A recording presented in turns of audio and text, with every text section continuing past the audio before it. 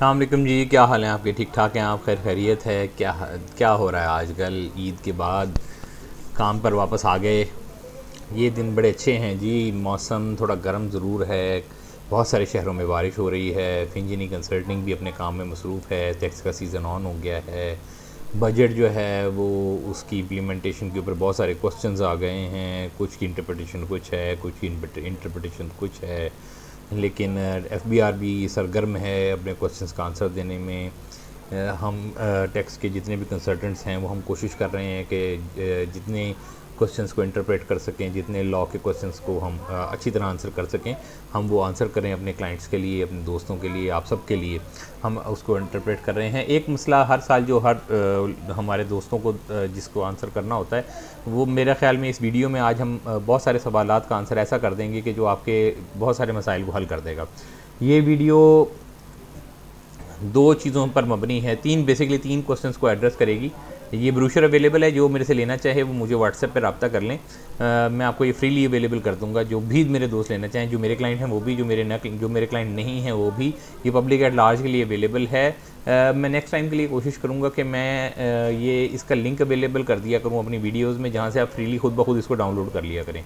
तो कोई अभी तो ये शायद ना हो पाए, लेकिन मेरी फ्यूचर में ये कोशिश होगी कि मैं लिंक्स किसी तरीके से अवेलेबल करवा दूँ, किसी ऐसी इंटरनेशनल ड्राइव के ज़रिए से, किसी ऑनलाइन ड्राइव के ज़रिए से। आपके पास भी कोई ऐसा मेथड या मैकेनिज़्म मौजूद हो तो मुझे ज़रूर बताइएगा। मेरे पास अभी कोई ऐसा मैकेनिज़्म मौजूद नहीं है, या यूँ कह सकते हैं आपके इस वक्त ज़रा थोड़ा सा वर्क का ओवरलोड है, जिसकी वजह से मैं इस तरह से अभी ये नहीं कर पाऊँगा। लेकिन ये इंशाल्लाह अगली वीडियोज़ में मेरी कोशिश होगी कि किसी तरीके से ये आपके लिए वीडियो की ये चीज़ें अवेलेबल आपके लिए कर दिया करें। जो चीज़ें हम आपको यहाँ पर दिखाते हैं, साथ ही आपको फ्रीली यहीं पे अपलोड कर दें, जिसका लिंक आप ताकि यहीं से साथ ही डाउनलोड कर लिया करें। एनी हाउ, आ जाते हैं हम थोड़ा सा ज़रा इस बात को समझने के इस वीडियो में हमने क्या क्या चीज़ें की है। ये information for the tax return है। इसमें तीन चीज़ें कवर्ड हैं। पहले तो ये है कि इसमें मैंने बहुत डिटेल में हम समझेंगे कि कौन कौन वो अफराद हैं जिनको रिटर्न भरने की ज़रूरत है। हर शख्स को रिटर्न भरने की ज़रूरत है नहीं। अगर आप उस रिटर्न को भरने के दायरा कार में आ रहे हैं तो ही आपको रिटर्न भरने की ज़रूरत है, तो ही आप रिटर्न भरें। अगर आप उस दायरा कार में नहीं आ रहे हैं तो आपको रिटर्न भरने की ज़रूरत नहीं है, और ना ही आपको परेशान होने की ज़रूरत है। कोई भी आपको कहता रहे कि आपको रिटर्न भरनी है, आपको कोई वकील कहे, देखें जी, सीधी सी बात है, आप मेरे पास आएंगे, मेरा दिल अगर कर रहा है, मुझे कोई पैसों की ज़रूरत है, मैं अपने बिज़नेस को चमकाना चाहता हूँ, मेरी को आपके भी जहन में आ रहा होगा कि यार ये किसी तरह मुझे घेर के क्लाइंट ना बनाने की कोशिश कर रहा हो, या मेरा भी दिल कर रहा होगा कि यार मैं किसी तरीके से इसको क्लाइंट बना लूँ, तो मैं आपको ज़ोर ज़बरदस्ती करके किसी तरीके से अपना क्लाइंट बनाने की कोशिश करूँगा। आपके भी जहन में ही आता होगा। ये अगर बातें आपके और मेरे दरमियान क्लियर हों, क्लाइंट और आपके कंसल्टेंट के दरमियान ये क्लियर हो कि ये वो पॉइंट्स हैं, कि ये पॉइंट्स मेरे बनते हैं, और आपके कंसल्टेंट के दिमाग में भी क्लियर हो कि जो मैं सवाल पूछ रहा हूँ ये वाली बातें क्लियर हैं। अगर ये दो चीज़ें आपके और आपके कंसल्टेंट के दरमियान में क्लियर हों कि हाँ जी मेरी तो रिटर्न भरनी बनती ही है, और यही पॉइंट्स हैं जिनको मुझे पूछना चाहिए कि हाँ जी मैं आया इस बाउंड्री में गिरता हूँ कि ये नहीं गिरता या गिरती, जो भी आप कहें, तो फिर ही आप रिटर्न भरें, वरना आपको टैक्स की रिटर्न गोशवारे। अच्छा, ये भी मेरी बात याद रखिएगा कि रिटर्न भरने का ये कतई मतलब नहीं है कि आपने टैक्स जमा करवाना है। ये मैं बहुत दफ़ा कहूँगा आपको, बेतहाशा वीडियोस में मेरी ये बात आपको नज़र आएगी कि रिटर्न जमा करवाने का मतलब ये नहीं है कि आपने टैक्स जमा करवाना है। टैक्स जमा करवाने का और रिटर्न भरने का आपस में कोई ताल्लुक़ नहीं है। ये एक वजह तो हो सकती है कि रिटर्न जब बनाई आपने और उसके आखिर में निकल आया कि हाँ जी आपने हुकूमत के पैसे देने थे, ये एक वजह हो सकती है, ओनली वन चांस। वरना 90% चांस यही होगा पाकिस्तान में ख़ास तौर पर कि आपके पैसे हुकूमत ने देने होंगे। पाकिस्तान के अंदर बहुत बड़ी आबादी नौकरी पेशा है, नौकरी पसंद करती है, और नौकरी ही की कमाई पर इत्तफाक भी करती है। और जो नौकरी पेशा लोग हैं, ये नौकरी की कमाई पर इत्तफाक करने वाले लोग हैं, उनकी कमाई जब आती है उसमें से टैक्स कट चुका होता है। तो वो जब कमाई वो इस्तेमाल करते हैं, उसको खाते हैं, उससे कोई काम करते हैं, उससे कोई मकान ख़रीदते हैं, ज़मीन ख़रीदते हैं, जायदाद ख़रीदते हैं, जो मज़ीद कोई टैक्स कट जाता है, मोबाइल किसी में इस्तेमाल करते हैं, तो वो जो टैक्स कटता है वो बिला वजह कटा होता है, वो इजाफी टैक्स कटा हुआ होता है, और उसमें से वो काबिल वापसी होता है, और वो 5-5, 6-6 साल का वापस इकट्ठा हुआ होता है। जब आप रिटर्न नहीं भरते तो वो आपका क्लेम नहीं होता। तो मेरी बात ये याद रखिएगा, रिटर्न भरना एक खाता बनाने को कहते हैं, हिसाब किताब बनाकर जमा करवाना मुंशी का काम है, टैक्स के अकाउंटेंट का काम है रिटर्न जमा करवाना। तो रिटर्न फाइल करने के क्या क्या उन्होंने एक दायरा बनाया हुआ है जी, इसने रिटर्न जमा करवानी है, पहला पॉइंट वो है। दूसरा क्या है कि कौन कौन से डॉक्यूमेंट्स हैं, कौन कौन सी इन्फॉर्मेशन है जो मुझे कलेक्ट करनी है, अच्छा कितने साल की इकट्ठी करके रखनी है मुझे। दूसरी जो गुफ्तगू होगी, शायद मैं इस वीडियो को, शायद की बात कर रहा हूँ, शायद हम इस वीडियो को 3 हिस्सों में तकसीम करके अपलोड करें, तो आपको शायद पार्ट 1, पार्ट 2, पार्ट 3 में ये वीडियो मिले। लेकिन उम्मीद हो सकता है कि अगर मैं इस तरह करूँ भी तो शायद मैं एक वीडियो की सूरत में भी इसको लोड करूँ, ताकि आप अगर कोई आपके पास टाइम हो तो आप इसको मुकम्मल एक ही वीडियो की सूरत में देख लें। तो दूसरा हिस्सा जो है वो ये आपको ये बताएगा कि 6 साल तक का रिकॉर्ड आपने महफूज रखना है, इस साल की रिटर्न के अलावा। तो 6 साल का रिकॉर्ड आपने महफूज रखना है। अब उस रिकॉर्ड में क्या क्या चीज़ें शामिल हो सकती हैं, वो सारी चीज़ें शामिल आ जाएंगी इसमें।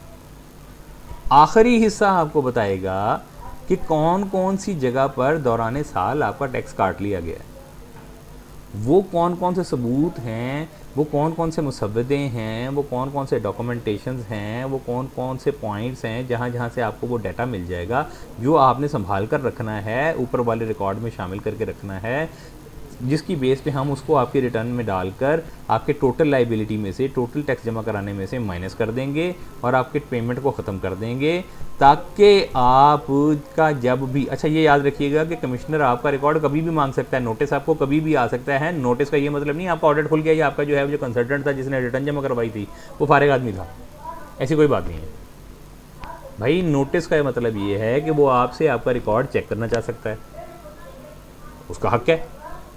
आप जब रिटर्न जमा करवा रहे हैं वो चेक तो नहीं कर रहा, कानून ने उसका हक लिया हुआ है, वो चेक कर सकता है मज़ीद 6 साल कभी भी। कमिश्नर साहब के पास ये अथॉरिटी मौजूद है। तो वो अगर आपका कभी भी रिकॉर्ड में जब मंगवाते हैं अगले 6 साल में या अगले 6 साल के अंदर कभी भी वो रिकॉर्ड मंगवा कर आपका रिकॉर्ड खोल लेते हैं, तो जब तक वो पेशी खुली रहेगी तब तक ये आपका रिकॉर्ड जब तक अंडर क्वेश्चन रहेगा तो ये 6 साल ख़त्म नहीं होंगे, ये चलता रहेगा सिलसिलाकार। सो आपने ये रिकॉर्ड संभाल कर रखना है और वो सबूत भी संभाल कर रखने हैं जहाँ जहाँ से आपका टैक्स कटा था, जिसकी वजह से आपने अपना प्रॉफिट को कम किया या जिसकी वजह से आपने अपने टैक्स को कम किया। आए अब हम थोड़ा सा ज़रा डिटेल में जाते हैं। यही मामला सारा का सारा मैंने ये हमने उन दोस्तों के लिए भी लिख दिया है उर्दू में, ताकि आपको जो लोग मेरे ज़रा अंग्रेज़ी भाई दोस्त जो पाकिस्तान में हैं, जो हमारे अंग्रेज़ी का अखबार पढ़ने से भी घबराते हैं, ज़रा उनके लिए भी लिख दिया कि उर्दू में ज़रा उनको समझ आ जाएगी। अच्छा जी, किस किस को रिटर्न जमा करवानी ज़रूरी है, किस किस को चाहिए, मैं इसको ना ज़रा 2 ग्रुप्स में, ग्रुप ए में, कैटेगरी ए में, कैटेगरी बी में डिवाइड कर देता हूँ।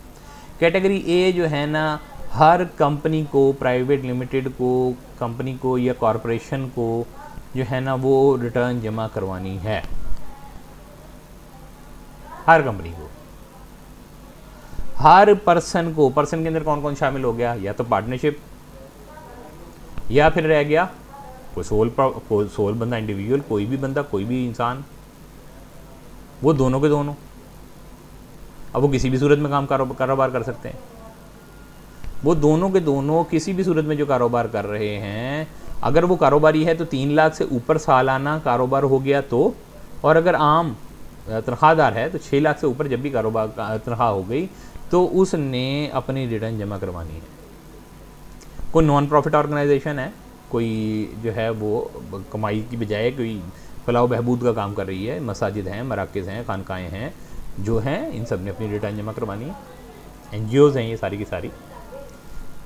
जिसने FTR की, जिसने FTR की कमाई उसने अपनी रिटर्न जमा करवानी 115(5) में, ज़रा 114 से डिफरेंट होती है, लेकिन वो अपनी रिटर्न जमा करवाता है।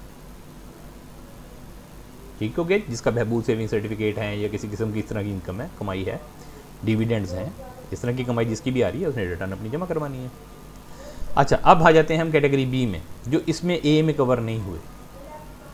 ये अब ज़रा थोड़ी सी तफसीली आ जाएगी चीज़, इसलिए मैं इसको ज़रा जल्दी चलाऊँगा, लेकिन बात आपको समझ आ जाएगी इसमें।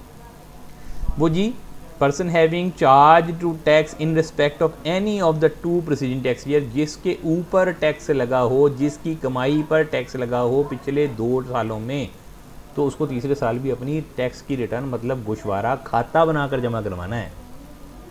जो कोई पिछले सालों में कारोबार कर रहा था और उसका नुकसान आया और वो चाहता है अगले साल के मुनाफों से अगले आने वाले सालों में या इस साल में मुनाफों से उसको एडजस्ट कर सके, तो उसको पिछले साल का अगर लॉस अगले साल में लेके जाना है तो उसने पहले जब तक अपना खाता जमा नहीं करवाना तो वो उस लॉस को आगे नहीं लेके जा सकता।